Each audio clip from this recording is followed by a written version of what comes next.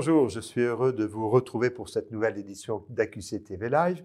Comme d'habitude, deux sujets d'actualité. Tout d'abord, les pompes à chaleur en logement collectif et les points d'attention. C'est un des sujets que vous avez choisi par les réseaux sociaux. Et puis, autre sujet autour de la méthode sereine, comment connaître la performance énergétique réelle après travaux d'un bâtiment collectif. Sommaire.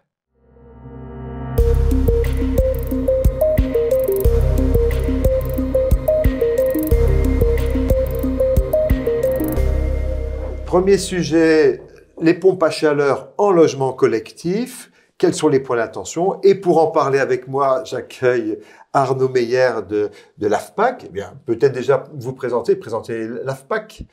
Eh bien, bonjour. Donc, l'AFPAC, c'est l'association filière donc, des professionnels de la pompe à chaleur. C'est une association qui a aujourd'hui donc, plus de 20 ans, puisqu'elle a été créée en 2002. Et la vocation de l'AFPAC, c'est de tirer la filière vers toujours plus de qualité. Donc, pour accompagner le déploiement de l'ensemble des technologies de pompe à chaleur.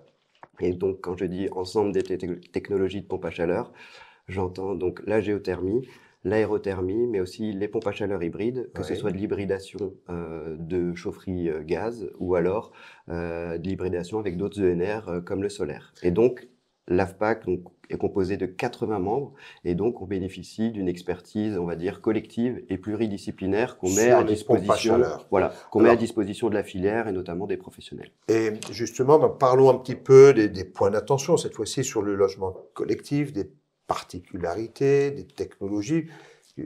Quelques mots là-dessus? Alors déjà, l'offre de pompe à chaleur donc à destination des logements collectifs s'est bien étoffée. Donc aujourd'hui, on a des pompes à chaleur qui permettent de répondre à l'ensemble des besoins d'un bâtiment collectif, que ce soit des besoins de chauffage, des besoins d'ECS et parfois même du rafraîchissement. Les principaux points d'attention vont porter sur des packs dites aérothermiques, donc des packs qui vont prélever les calories de l'air extérieur via les fameuses unités extérieures donc, qu'on connaît bien. Qu'on connaît sur les balcons. Voilà, tout à fait, ou alors en toiture terrasse.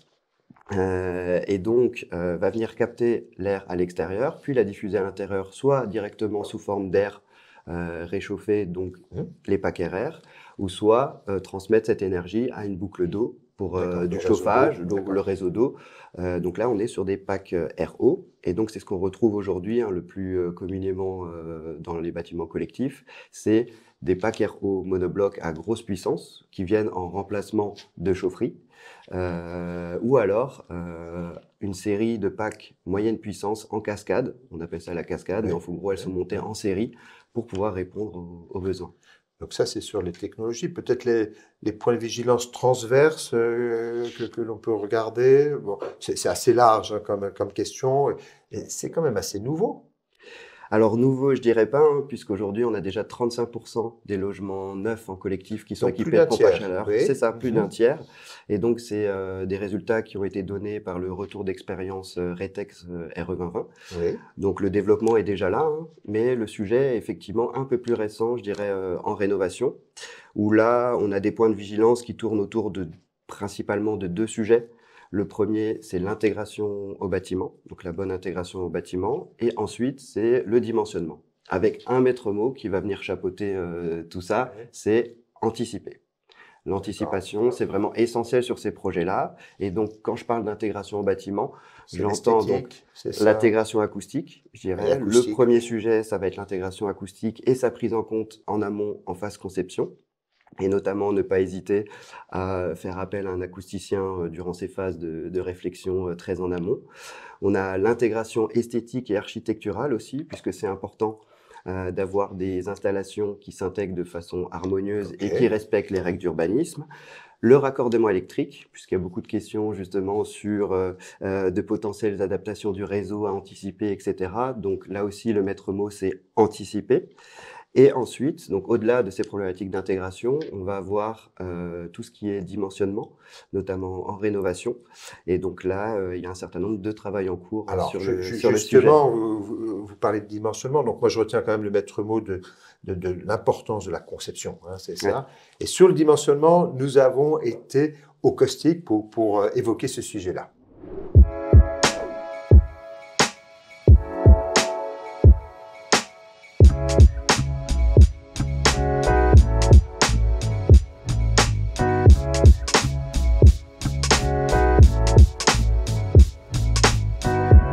Bonjour Cédric, on se trouve ici dans le hall technique du caustic.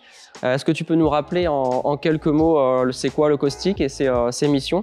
Oui, donc le caustic, c'est un centre technique qui travaille dans le domaine du génie climatique à destination de la profession, principalement les installateurs et les exploitants.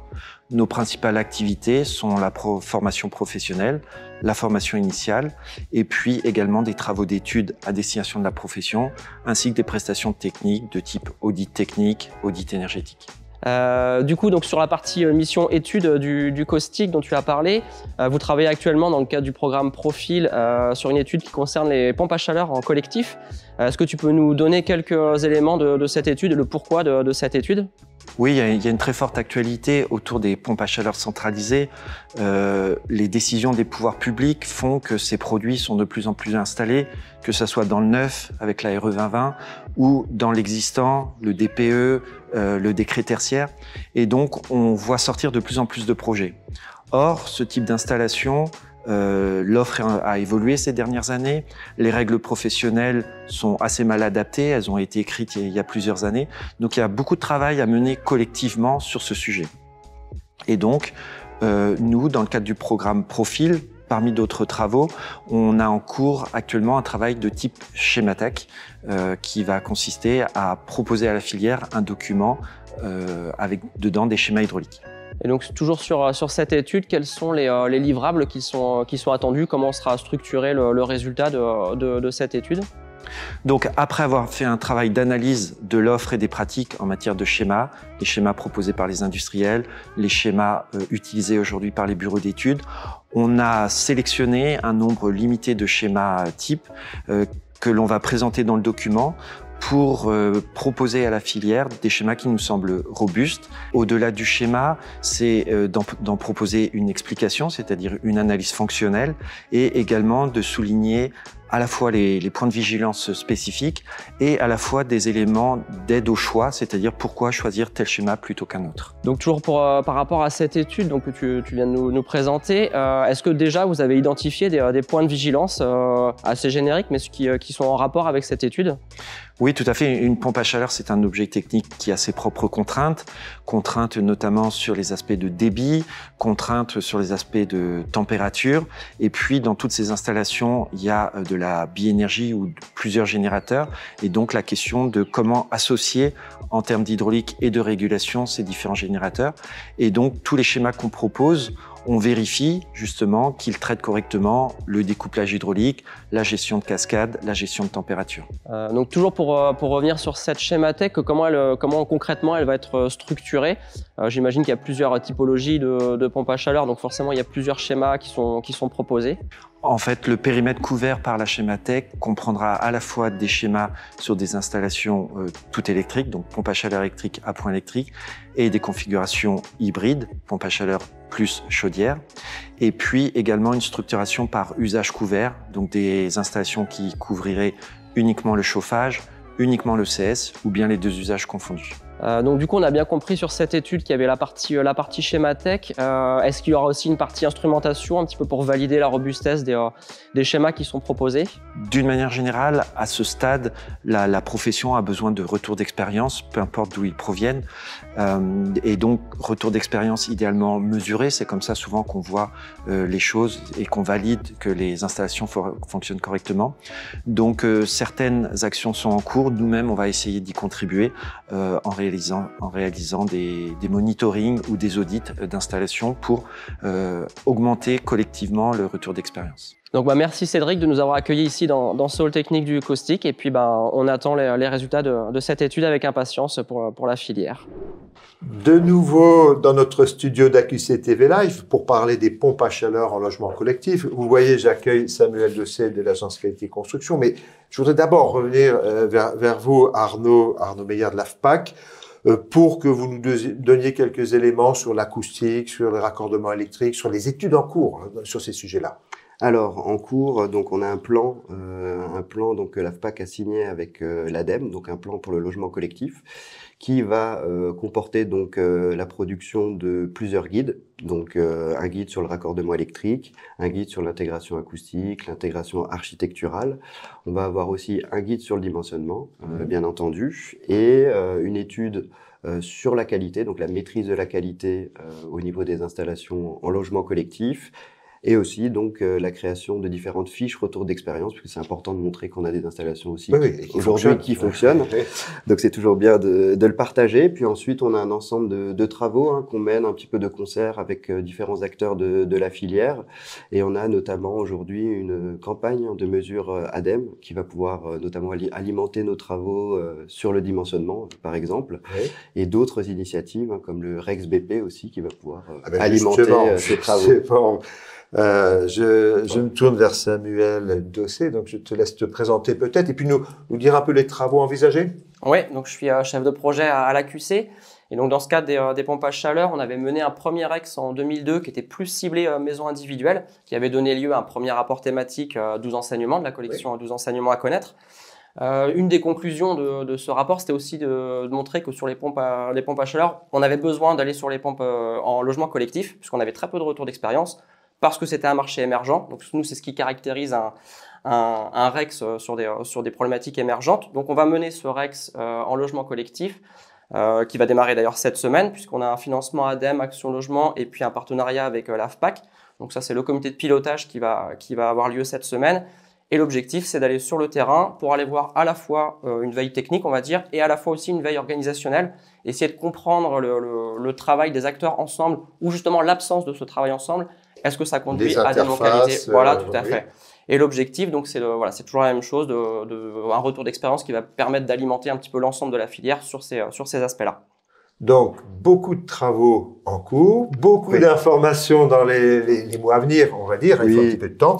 Écoutez, merci Arnaud Meyer de l'AFPAC, Samuel Dossé de l'Agence Qualité Construction. Je vous propose maintenant, avant d'aborder notre deuxième partie, une page autour de la revue Qualité Construction. Notre dernier numéro de la revue Qualité Construction vient de paraître. Au sommaire notamment, une enquête sur les bois scolités et les solutions de mise en œuvre par la filière, un point sur le phénomène météorologique grêle, un article sur la mise en œuvre du décret BAX dans le secteur tertiaire, et enfin, un focus sur des opérations exemplaires de rénovation frugale. Nous vous proposons en lecture gratuite un article sur les enjeux de décarbonation du résidentiel collectif, quel système de production de chaleur choisir, si les réseaux de chaleur vertueux figurent parmi les solutions incontournables, la pompe à chaleur émerge également et peut trouver sa place en neuf comme en rénovation. Une perspective de croissance forte pour la filière qui doit aussi travailler à l'harmonisation des NFDTU et des règles de dimensionnement. Retrouvez toutes nos offres d'abonnement à la revue sur notre site internet qualitéconstruction.com. Autre sujet, comment connaître la performance énergétique réelle d'un bâtiment après travaux. J'accueille deux personnes, Émilie Dorion de l'AQC et puis Sarah Juricic du CSTB. Je vous laisse dire quelques mots. Oui, merci. Donc, Sarah Juricic, je suis ingénieure recherche et expertise au CSTB. Je travaille à la direction énergie-environnement, à la fiabilisation de la mesure de la performance, quelle qu'elle soit. On est dans le sujet.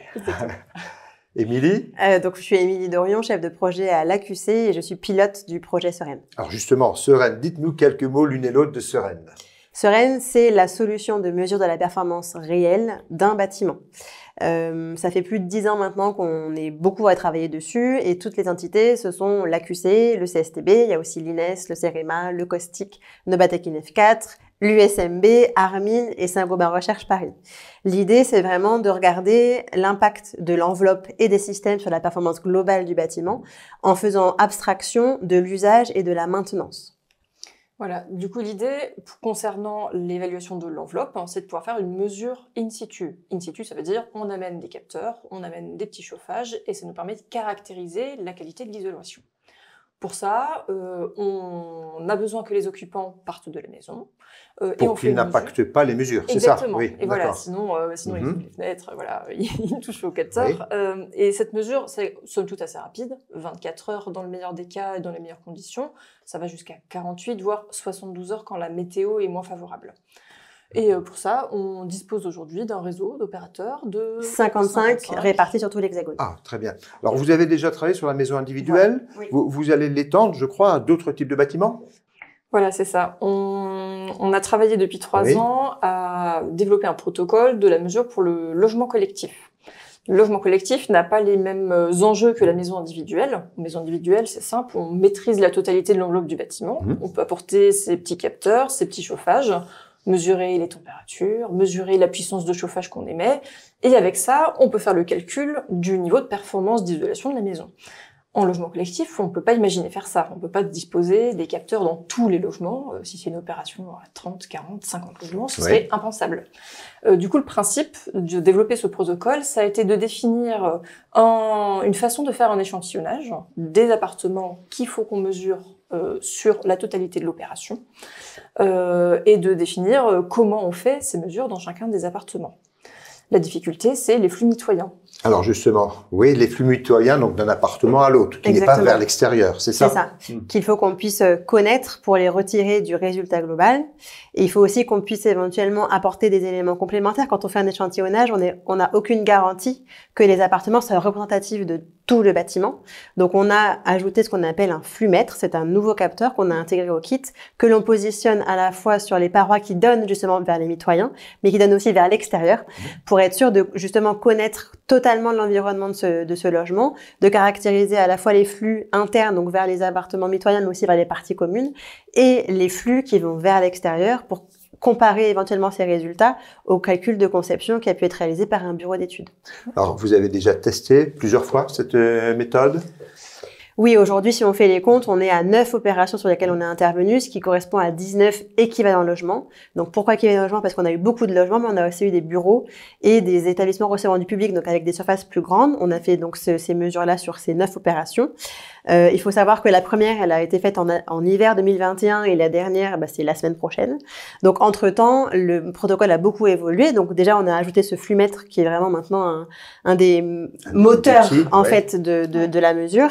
Et on a aussi affiné le protocole de positionnement de ce flux-mètre parce qu'il faut savoir où on le met, combien on en met. Et ça, c'est vraiment quelque chose qu'on a réussi à faire évoluer avec nos différentes mesures. Ouais, c'est ça. En fait, on fait pas que disposer des capteurs de chauffage et des capteurs de température. On a le flux-mètre, on a la thermographie et on a des visites sur site d'inspection technique qui sont autant d'éléments qui nous informent sur la qualité de la performance de l'opération.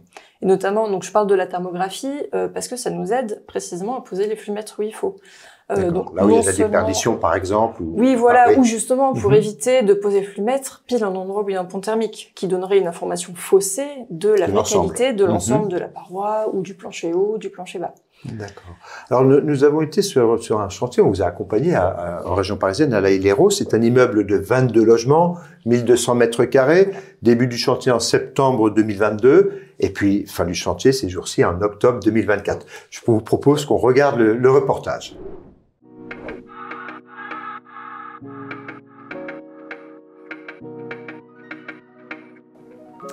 Bonjour Hervé. Bonjour Émilie. Nous sommes ici à La Haye-les-Roses dans un immeuble neuf en attente de livraison et tu es venu ici ce matin pour désinstaller le matériel Seren. Peux-tu nous dire en quelques mots ce qui s'est passé la semaine dernière? Oui, alors nous sommes venus la semaine dernière instrumenter 3 appartements dans cette résidence avec des kits Seren.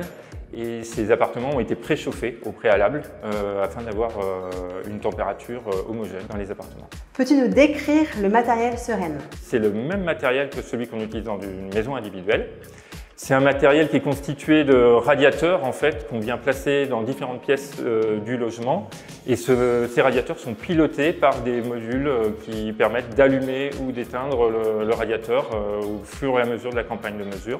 À cela, on ajoute des capteurs placés à l'extérieur pour avoir une information sur la température à l'extérieur et aussi sur le flux solaire.